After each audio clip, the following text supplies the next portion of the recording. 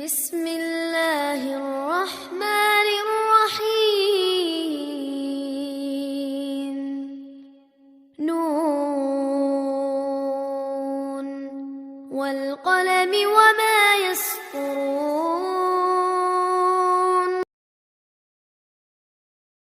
Bismillahirrahmanirrahim. Assalamualaikum warahmatullahi wabarakatuh. Teman-teman yang dirahmati Allah Subhanahu wa taala, ada satu kisah yang luar biasa. Kisah ketika malaikat Jibril menangis. Teman-teman pernah dengar malaikat Jibril menangis?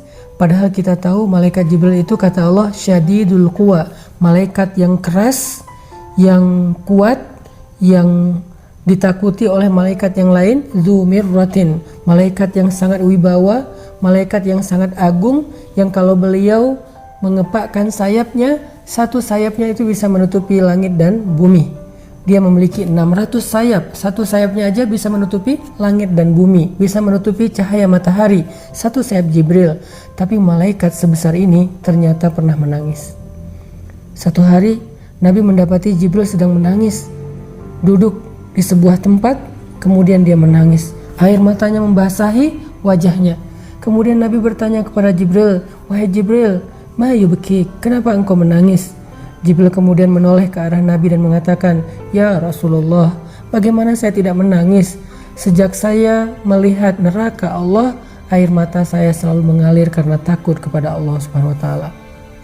Takut kepada Allah Subhanahu wa taala, takut akan azab api neraka. Sampai malaikat Jibril aja takut diazab api neraka. Semua kita berdoa dan berharap kepada Allah Subhanahu wa taala supaya termasuk di antara orang yang dijamin masuk surga dan dijamin terbebas dari api neraka. Karena jaminan Allah Subhanahu wa taala itu adalah jaminan yang paling kuat. Bahkan Allah Subhanahu wa taala menyebutnya di dalam Al-Qur'an dengan istilah urwatul wusqa, tali yang tidak mungkin terputus. Arti tali di sini adalah jaminan atau janji Allah Subhanahu wa taala. Sehingga siapapun yang mendapatkan jaminan mutaqa'u minan nar, terbebas dari api neraka, berarti dia termasuk orang yang sangat beruntung. Gak ada yang lebih beruntung daripada itu. Karena ketika dijamin terbebas dari api neraka, berarti dia terjamin masuk surga. Soalnya di akhirat gak ada tempat kecuali dua. Kalau gak surga, berarti neraka. Sehingga siapapun yang terbebas dari api neraka, berarti tempatnya di surga. Atau sebaliknya, siapapun yang tertolak dari surga dan tidak mencium aroma surga, berarti dia tempatnya di neraka. Siapa orang yang dijamin terbebas dari api neraka menurut Al-Quran dan hadis? Banyak. Orang yang pertama, kalau kita baca di dalam hadis, adalah orang yang melaksanakan sholat subuh berjamaah. Kalau kondisinya sekarang harus social distancing, maka sholat subuh berjamaah kalau nggak bisa dilakukan di masjid, berarti melakukannya di rumah bersama dengan keluarga tepat waktu. Nabi SAW bersabda, siapa yang melakukan sholat subuh berjamaah di masjid, fahuwa fi zimmatillah, dia berada dalam jaminan Allah. Allah yang menjamin dia di dunia dan di akhirat. Sehingga sholat subuh berjamaah tepat waktu yang mungkin sedikit agak membuat kita harus bersusah payah, tapi ternyata balasan di sisi Allah jauh lebih besar.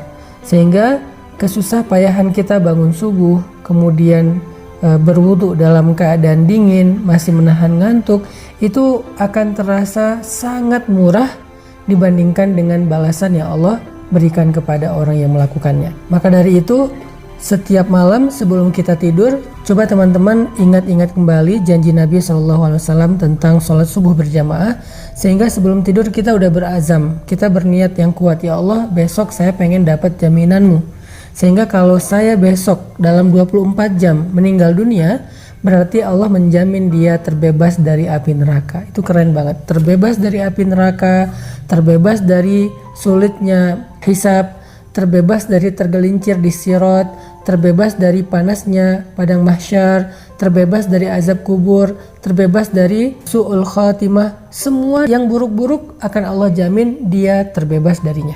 Dan jaminan Allah itu nggak hanya berlaku di akhirat, tapi juga berlaku di dunia. Artinya dia terbebas dari sifat munafik, dia terbebas dari kekufuran, dia terbebas dari musibah-musibah yang menimpanya hari itu.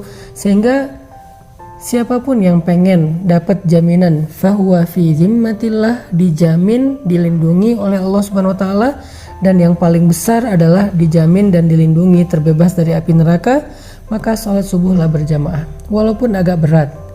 Mungkin kita ngerasa subuh berjamaah itu sesuatu yang luar biasa, berat banget, males banget, susah buka mata, dingin-dingin harus ke masjid. Tapi kalau kita bayangin ganjaran atau balasan yang Allah sediakan di balik ibadah itu, ternyata apa yang kita lakukan itu walaupun berat sangat murah dibandingkan dengan balasan di sisi Allah. Mau dapat jaminan 1 hari besok, sholat subuh berjamaah. Niatkan sebelum tidur. Yang kedua, orang yang dijamin terbebas dari api neraka adalah orang-orang yang melaksanakan ibadah Ramadan dengan maksimal. Dia melakukan ibadah puasa dengan sempurna, dia melakukan ibadah sholat tarawih dengan sempurna. Kemudian dia memperbanyak amal-amal sunnah di antara kedua ibadah ini. Di antaranya dia melakukan ibadah zikir, dia tilawah Al-Quran, dia sholat sunnah, dia memberi makan orang yang berbuka puasa, dia kemudian bersedekah, dan banyak lagi amal-amal soleh yang dia lakukan sepanjang bulan Ramadan. Maka dia termasuk orang yang kata Nabi utaqa'u minan nar, dijamin terbebas dari api neraka. Ini jaminan yang susah banget untuk didapatkan kalau bukan karena Allah yang Maha Pemurah. Kalau bukan karena Allah Maha Pemurah, untuk terbebas dari api neraka itu susah banget. Bahkan neraka itu selalu merasa lapar untuk melahap manusia-manusia yang banyak dosa. Bahkan neraka itu mengatakan, hal min mazid, adakah tambahan? Aku ingin makan lagi, aku ingin makan lagi. Sehingga dengan kita berpuasa bulan Ramadan, melakukan ibadah sholat malam di malam-malam Ramadan, ditutup dengan Lailatul Qadar, dan kemudian diakhiri dengan takbir di hari Lebaran. Mudah-mudahan kita termasuk orang yang terbebas dari api neraka, yang bahkan Jibril cemburu kepada kita. Siapa lagi orang yang dibebaskan dari api neraka? Dalam sebuah hadis Nabi SAW bersabda, tahukah kalian siapa orang yang hurrima 'alan nar, yang dibebaskan atau diharamkan bagi api neraka? Neraka haram makan dia, dan neraka itu termasuk makhluk Allah yang tidak makan kecuali apa yang Allah halalkan bagi dia. Siapa yang Allah halalkan bagi dia? Orang-orang kufur, orang-orang munafik, orang-orang yang durhaka, yang banyak melakukan kezaliman.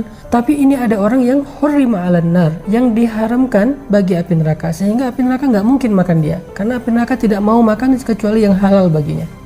Siapa orang yang hurrima 'alan nar, diharamkan bagi api neraka? Kata Nabi, orang yang hayyin, layyin, qaribin, sahlin. Orang yang hayyin, tenang, yang tidak mudah untuk berkeluh kesah, apalagi meratapi keadaan, meratapi takdir, meratapi musibah. Kedua, orang yang layyin, lemah lembut. Bahkan Allah Subhanahu wa taala menyuruh kepada Musa dan Harun ketika bertemu dengan Firaun, faqula lahu qawlan layyinan, ucapkanlah kepada Firaun ucapan yang lemah lembut. Bahkan ketika berhadapan dengan Firaun saja, di awal Allah menyuruh Musa dan Harun berkata lemah lembut. Bagaimana kita kepada orang tua kita? Apakah kita sudah layyin kepada orang tua kita? Bagaimana seorang istri kepada suaminya, suami kepada istrinya, orang tua kepada anaknya, sahabat kepada sahabatnya, bahkan tuan kepada pembantunya, atasan kepada karyawannya? Apakah kita layyin, termasuk yang apabila berbicara lemah lembut? Kalau kita termasuk orang yang bisa menjaga akhlak, tetap layyin, terutama kepada orang-orang yang harus kita bersikap baik kepadanya, seperti guru kita, ulama kita, pemimpin kita, orang tua kita di rumah nomor 1, pasangan kita, suami atau istri kita.